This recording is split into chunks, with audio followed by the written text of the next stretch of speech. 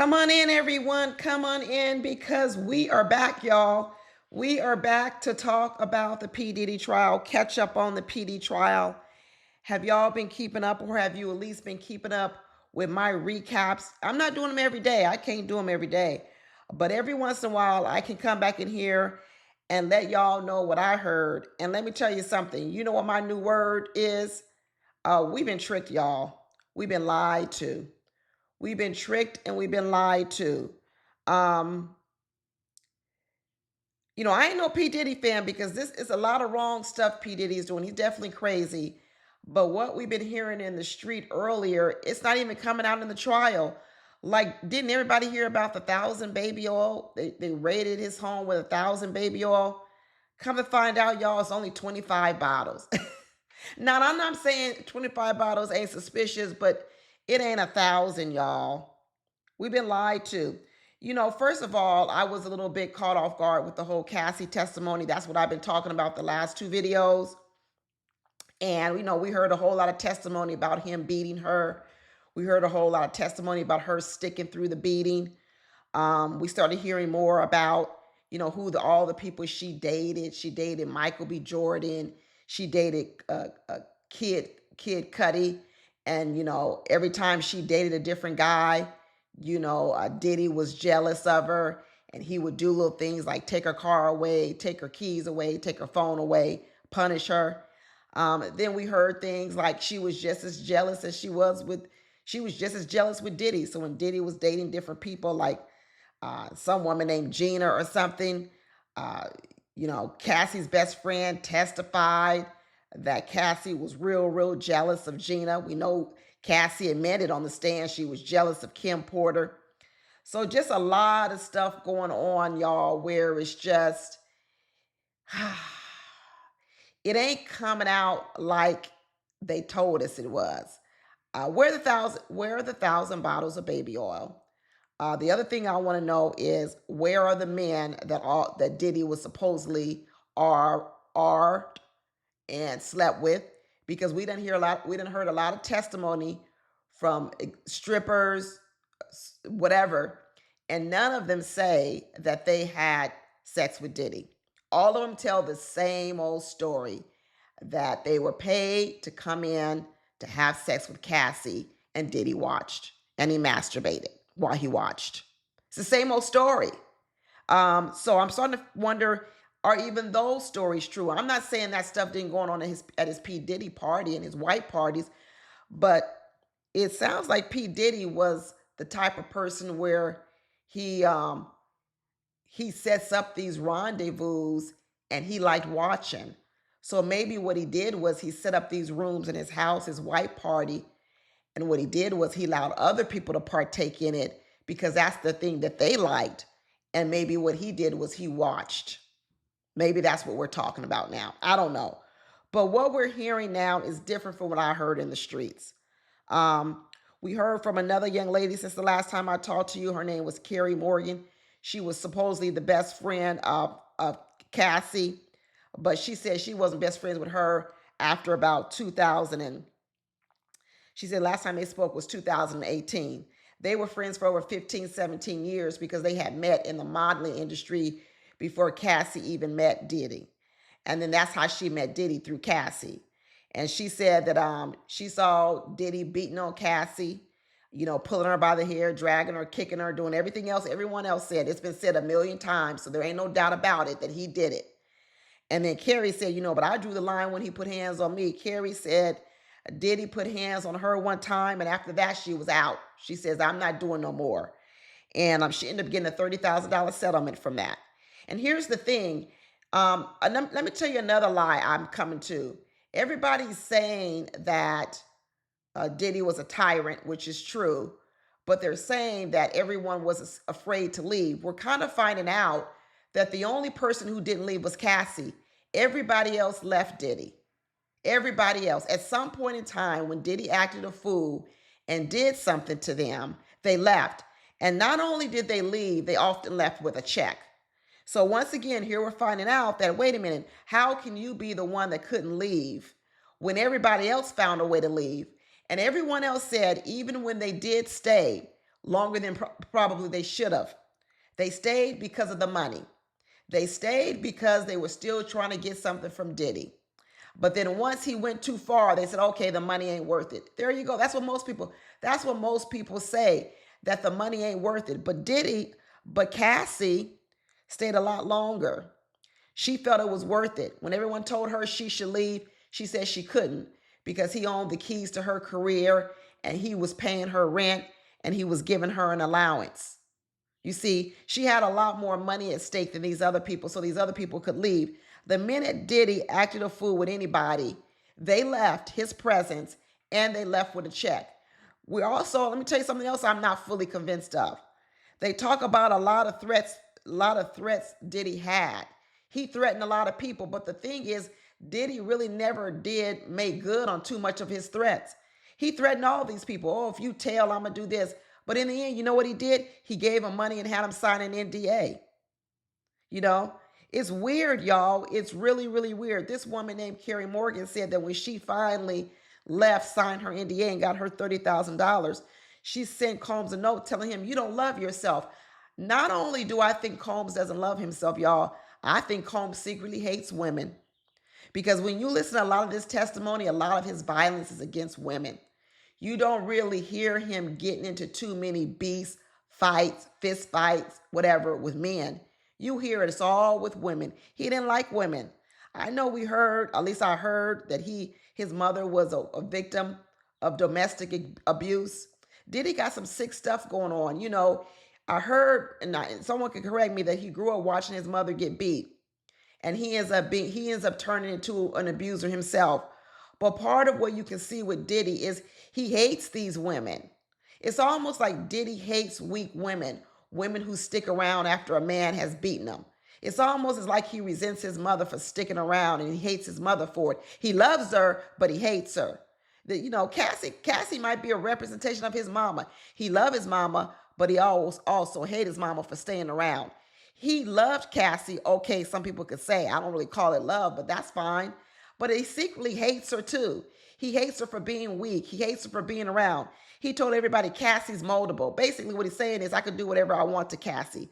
But he don't respect it. He don't like it. He hate a lot of women. He hates a lot of women. He beat Cassie a lot for any little thing. She could have a bad look. She could chime up at the mouth. She could do anything. And what's interesting about Cassie is as much as Combs beat on her, she still would talk back to Diddy.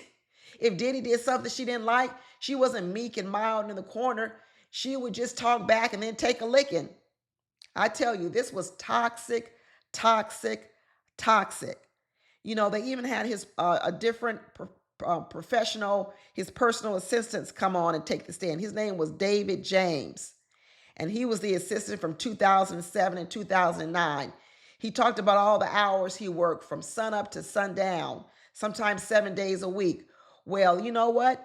Guess what? In that industry they're in, that's what all them personal assistants do. I've known personal assistants to stars, and that's what they do. They're darn near like medical surgeons, always on call, always working 24-hour shifts, 36-hour shifts. You know what? It's the industry. It's the industry. So am I saying that David James suffered any more of a horrible work environment than any other type of personal assistant out here? No, I'm not. It's all throughout the industry, but he stayed. He stayed along those 2 years working with Diddy because he admired Diddy. He admired that Diddy was a millionaire, billionaire, and he wanted to see what was going on with Diddy. He said he did all kinds of stuff. You know, he was the one that organized Diddy's personal items. He would lay out his business documents for him in the morning. He would turn on the TV to Combs' preferred channel. What is that? The porn channel. He would wake up Diddy, knock on his door. He would, have conversation with security and let him know Diddy was ready. He'd have to be there when Diddy was having dinner. He'd go to Diddy with his studio and sometimes be there at 3 or 4 o'clock in the morning. He was always on call, but he liked it. He liked it. He said the security people always told him, man, just stay in your lane. Just make sure you stay in your lane as a personal assistant and there won't be no problems at all. James said he was around those 2 years and he knew of 4 girlfriends that Diddy had. Girlfriends, no boyfriends, girlfriends. Kim Porter, Sarah, Kara, and Cassie. And he says when he first got with Cassie, he was really whining and dining her, taking her on private jets, private yachts. He said he liked Cassie the most because she was the most moldable. You see, other people had standards. Other people were like, no, Diddy, you're not going to treat me this way. Once they saw enough of what Diddy was putting out, a lot of people left. But not Cassie. She stayed. She stayed getting the goodies. He said he even asked Cassie himself, why do you stay? Why don't you get out? And she answered, I can't. He controls my career. He pays my allowance and he pays my rent. There you go. Do we know control comes with money? It sure does, but everybody else found a way to leave.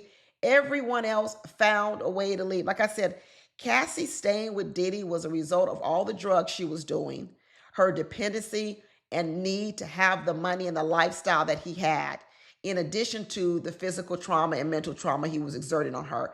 Because Diddy tried to exert this same mental trauma and physical trauma on other women. But they said, no, I'm out. Give me a check. And Cassie left in the end. She left in the end. She did. And she left with the biggest check of all, $20 million.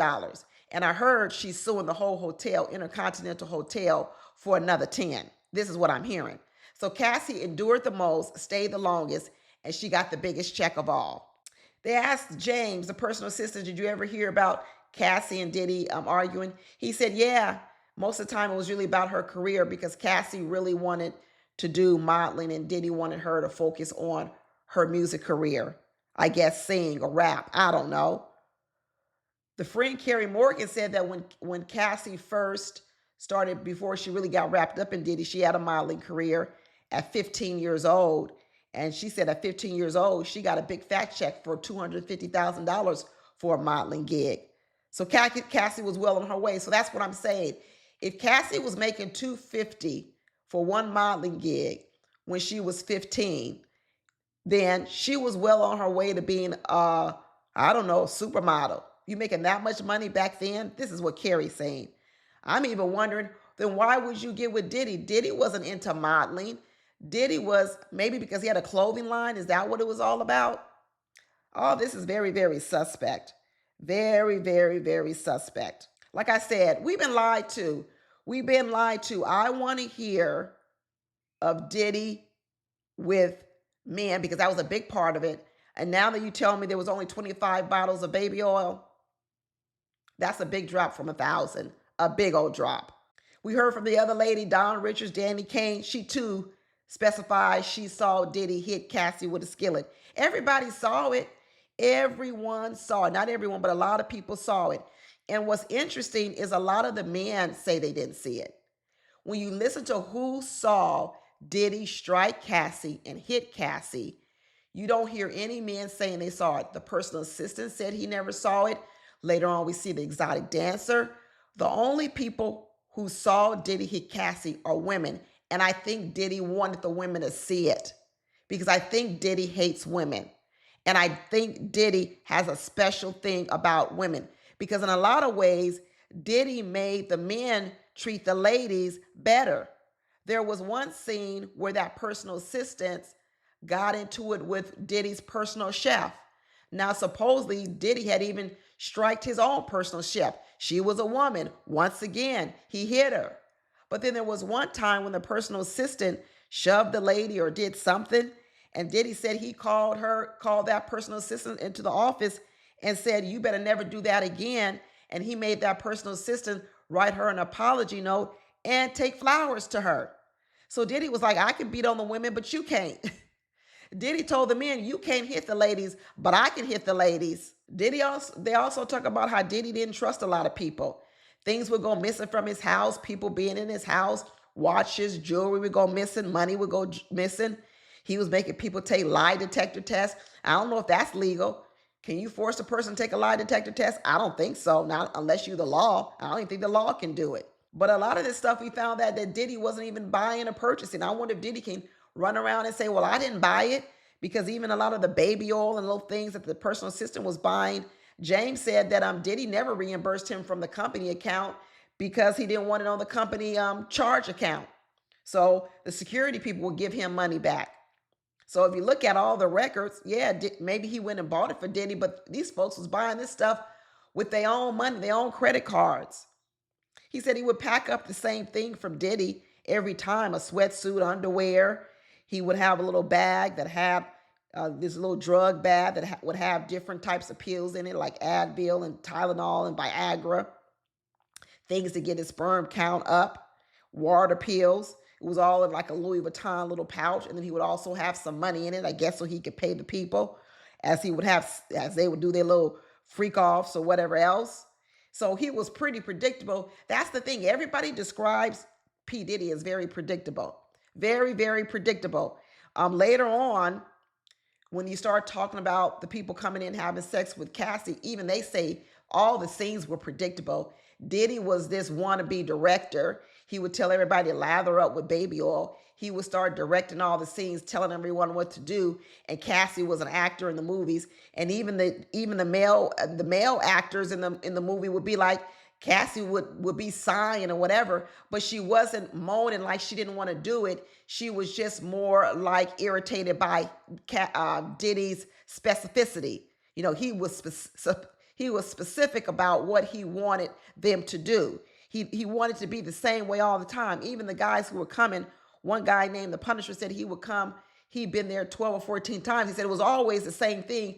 They wanted the same thing all the time. It was like a fantasy. It was role play. It was to act as if Diddy and Cassie were together and Diddy was cheating on Cassie. You see what I'm saying? It was almost like Diddy was creating a movie in which the woman was the bad person. She was the cheater. She was cheating on her husband, who's Diddy, with this new guy, and this guy was gonna be punish her in her bed with his ding-a-ling. Diddy liked to see women punished. He did. I'm telling you, he didn't like women. He did not like women.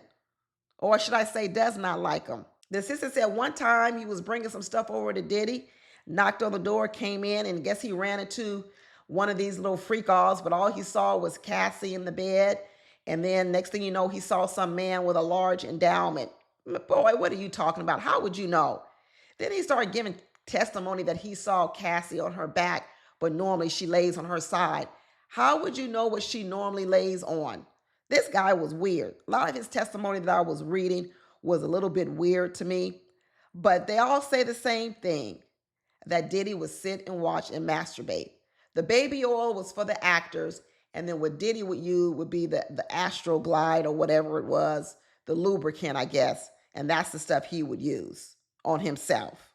He said one time he partaked in the drugs with Diddy. He took a little ecstasy at a party. He was jumping around, acting crazy. And of course, Diddy would film everything all the time. And then Diddy would watch the film back. So it's almost like Diddy would have parties, even if they were regular parties, whatever. He would film all the parties and then he would watch it after everyone left. That was his entertainment. And he said he saw his assistant high on ecstasy bouncing around. And so Diddy said, oh, good, I'm going to keep this video because I might have to show it to someone later on. Is that the blackmail, y'all, trying to believe us? Is that the blackmail? Because Diddy told the personal assistant, I'm going to keep this and I'm going to show it. I might have to keep this and show it later on. Is that the blackmail? That's not blackmail. How many times have you done that to one of your own friends? Say, oh, I got that on camera, girl. I'm going to keep that. That's just you know what? Did he ever ask that man for money? No. They even asked the man, did he ever show it to anyone? No. And he said, well, why do you think he said that? Oh, because maybe he wanted to embarrass me. You know, this is a stretch, y'all. This is a stretch. Is this the blackmail of the charges? This right here? This not enough, y'all. This is not enough. Blackmail typically involves money. What kind of money is a billionaire going to get from this James, the assistant fella? What's he going to do? I'm going to blackmail you with this tape if you don't do what? The man admits he never did nothing. What was the blackmail entailing? Like I said, we've been lied to. We have been lied to. The assistant finally quit. He quit on his own. He left. You know why he got out? He got out because one time Diddy had him go to the hamburger stand at Mel's Diner and go over there and say, go get me a hamburger. But when they went over there to Mel's Diner, and Mel's Diner is over in Hollywood in LA, when he got over there, he saw Suge Knight.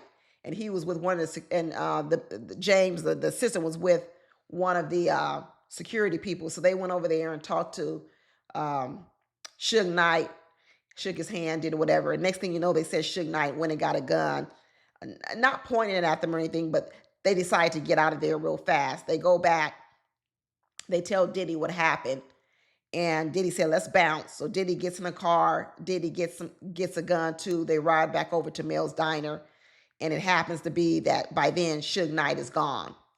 And James, the assistant, said this was too much for me. Now I might get killed. This kind of stuff that they doing now, I got to get out of here. And so he ended up quitting, and he was able to leave. He didn't get held hostage. Diddy didn't bribe, try to make him stay with the tape of him dancing around ecstasy. None of that happened. None of it happened. He decided at this point in time he'd had enough. He was tired of working all these hours. They never asked him how much money he was making, but a lot of times personal assistants don't even make don't make enough money to compensate for what they do. Let me tell you that. Typically, they underpaid by a lot. And he said even when Diddy would tell him things about, if you ever get tired of doing this work, then that's going to be the time that I fire you. And so at first he was like, I can never get tired. I can never get tired. And he said one time he accidentally ran a red light. And Diddy said, "Man, what's wrong with you running that red light?" And the assistant said, "Man, I'm effing tired. I've been working so many hours." And the defense said, "Well, did Diddy fire you?" And he said, "No." So there again, I don't know how you can say I was being threatened to work and be tired and be fired. But then when you say you're tired, you didn't get fired. That's what I'm saying. That's what I'm saying. I'm telling you, Diddy's thing was with women. That's who he liked to punish. And I think it comes from his growing up with his mom and his mama getting beat. I really, really, really believe it. Even more on the blackmail. Supposedly he tried to blackmail Cassie for her sex tapes, right? Cassie told her mother in an email, Diddy needs $20,000.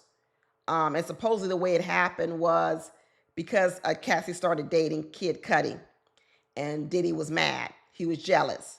So he basically said, "Give me back all the money I spent on you." Maybe supposedly Diddy had just spent $20,000 on Cassie for something, and Diddy said, "I want my money back. I want my money back." Who knows? Maybe Diddy paid for a vacation for Cassie, and she was over on the vacation sleeping with Kid Cudi. I don't know. I don't know why it was $20,000. But for a person who's a billionaire and has a whole lot of money, do I really believe he was really blackmailing Cassie? No. That's almost like, give me my money back. I went out with you, and give me my money back. You did me wrong. So Cassie says his mama, they had to take out a second mortgage, a home equity line of credit on the house to give Diddy $20,000. They wired him the money, right? Because so-called Combs demanded the $20,000. And then next thing you know, 3 days later, Diddy gave the money back. So he demanded the money, then he gave the money back. He either gave the money back because someone told him, "Man, you better not do that. That could be looked at as blackmail." Or Cassie wired the money anyway. Because listen, all you need is a bank account number and a routing number to wire someone some money. If you got my bank account number and my routing number of the bank, you could wire me money. Money could show up in my account. I could be like, why did you put this money in my account? I didn't ask for no money. And then when I find out you put the money in my account, I send the money right back to you. Maybe that's what Diddy did. There's a lot these lawyers could say. If Cassie don't have no written proof that he said, "Give me $20,000, he could say, "I didn't tell her to give me that money. Next thing I know, it was in my account, and I returned it right away once I found it in my account." This case is getting weaker and weaker, y'all. It is really getting weaker and weaker. I thought when we were going to talk about blackmail or extortion, we was going to be talking about people with some real money. People with some real money. So Cassie got the money back. And then even after all that, she still didn't leave. Ugh. I'm so sick of this case. I'm so sick of this case. Cassie's mom said she was so mad at Diddy. She was trying to hit him, but she wasn't successful. And all this is around 2009. I can't remember when Cassie finally left. It was long. It was long after this. So even after all this blackmail and supposedly blackmail and all this other kind of stuff, she stayed. This is crazy, y'all. It's really, really crazy. They really started also getting into this rendezvous they would have with this exotic dancer named the Punisher. This man was 40 years old. I thought he was going to be a young man. He wasn't. At the time, he was still around 40 years old, 39, 40 years old. And he said he was always hired by Cassie, and they always did the same thing. They pretended like Cassie and Diddy were husband and wife, and they would do a little sexy scene, and he would apply a whole lot of baby oil to himself, and they would create a sexy environment with candles. And then Diddy would sit across in a chair or something and tell Cassie what to do. And then he would leave with some money, $800, $1,000, $6,000. Different times he got different money. He said he was called up 12 or 14 different times. He said, in fact, a couple of times he was struggling with erectile dysfunction, ED. He was struggling with erectile dysfunction. He was having to take Viagra himself. Cassie told him, never look at Diddy. Diddy don't want no eye contact with you. Don't pay attention to Diddy. Pay attention to me. Cassie was doing her own directing. They said sometimes after they finished these sessions that was sometimes going for 4 or 5 hours, then what would happen is he said there was a lot of delays in the middle. You know, this was like filming a movie. They made me thinking that they was doing this for 5 hours straight. Now we hear that no, a lot of times there were a lot of gaps. Sometimes they would do it for 30 minutes, 40 minutes. Then there would be a long gap. Then they come back again and do it again. And he said sometimes, you know, Diddy would go in a whole nother room and leave Cassie and the male Punisher in the room by themselves. And Cassie would come back to the male Punisher and asking him, do you want to continue even though he ain't in here? This stuff is crazy. But the male Punisher was like, he declined. He was really only doing it for the money. So I don't know. They asked him, hey, did you feel coerced? Did you feel? He goes, no, I didn't feel coerced. It felt natural to me. It felt like they were both wanting and willing to do this. He never really saw Cassie under any type of distress. He said one time he wasn't able to perform as well with his ED, and then he was able to get it together. But after that, he wasn't called back, and that was the end of him. Like I said, all these stories we heard before, they're not starting to hold up, y'all. Now when you hear the whole story, you know, it's almost like, what? He says not only did he never see Diddy abuse Cassie, he said a lot of times he would ask her, are you okay? And really, you know, try to give her direction. Like I said, when Diddy was in front of other men, for some reason, I guess besides his security, he did beat Cassie in front of security. But other people, there was something about men where he was a little bit more careful. But when it came to women, he was real comfortable hitting women and hitting other women in front of other women. But the sex work, he says it was always the same thing. Whole lot of baby oil. Lather up in a whole lot of baby oil. A lot of it. He said the last time he performed for Diddy and Cassie was in 2015. So remember, she was supposedly blackmailed, I think, in 2009. In 2015, they're doing freak offs. I guess that man went on to write a book about dry humping at ladies' bachelorette parties. Another part I was disappointed in when we started hearing the testimony from the special agent, the federal special agent that raided Diddy's home. He said they brought 80 to 90 people to raid Diddy's 20,000 square foot home. They said they did it when they knew that he was going to be going on vacation. So no one was home. No one was there at that time. The first raid, I guess. 80 to 90 people came. When they got there, they found sex toys, lubricant, baby oil, condoms, loaded guns with serial numbers scratched, magazines with bullets in them, and boxes of high-heeled shoes. Probably all Cassie's shoes, because remember, it was supposed to be sexy movies. So here's the kicker, though. The kicker is that all of the guns were taped and put away in safe locations. So the guns were actually inoperable. That's not what we heard at first. You see what I'm saying? At first, they said when they took pictures of all the guns, the evidence pictures, what they did was they took pictures not of how they found the guns, but they actually staged the guns. So the guns, they found them The guns were all taped up so that they were inoperable. But when they took pictures of the gun, they unwrapped them as if that's the way they found them. That's like falsifying. That's not what you're supposed to do. It's really not supposed to be. And then, like I said they found some baby oil, but it wasn't 1,000 bottles of baby oil. It was 25. That's what we hear. 25 bottles of baby oil. That's nowhere near what we heard. Then they said they found a Gucci bag with meth, cocaine, and ketamine found in the Gucci bag, which is what people were talking about, maybe a little bag. But was it to the degree of drugs in the house as if he were a drug dealer or he was running a criminal enterprise? Nah, no, it wasn't that much. Now, of course, any type of drug is illegal, I guess. I don't know. But what we heard in the street, it's everything seems like an exaggeration now, y'all. Everything seems like an exaggeration. We done gone from 1,000 bottles of baby oil to 25, 31 bottles of Astroglide lubricant. You know what? It doesn't really sound weird that you could have 31 bottles now that you think about it in a 20,000 square foot mansion, because probably what they need to have was a bottle in almost every room. Who want to be running around looking for baby oil and Astroglide, depending on what room you're going to have your little rendezvous in? So it doesn't even seem, based on what they were doing, it would just seem like, yeah, they had a bottle, a supply in every room. Like I said, what we heard, Diddy with men, guns, drugs, holding people hostage, none of that has lived up to the hype. The only part that has lived up to the hype, and even more so, is the way that he put hands on Cassie and the way he put hands on a lot of other women. Now all those stories have lived up to the hype that we originally had. They brought in an expert about how abusive relationships work. I think they've proven their case that Combs abused Diddy.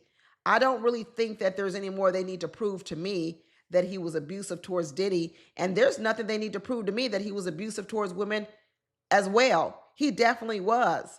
But some of this other stuff, I think is getting hard to prove. And I know people are going to tell me that, well, if you brought a sex worker across state lines, that in itself is trafficking.